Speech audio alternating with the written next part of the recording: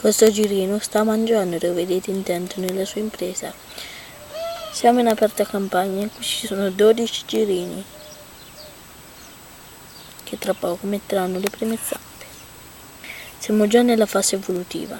Adesso si vedono poco perché si vogliono far nascondere, ma eccone.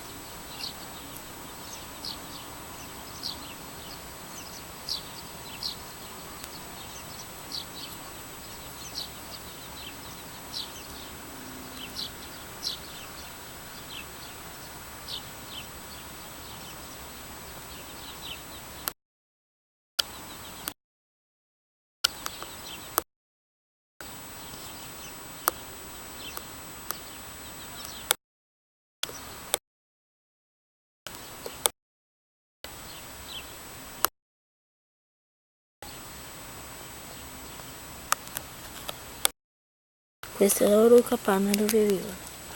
L'ho fatta io personalmente.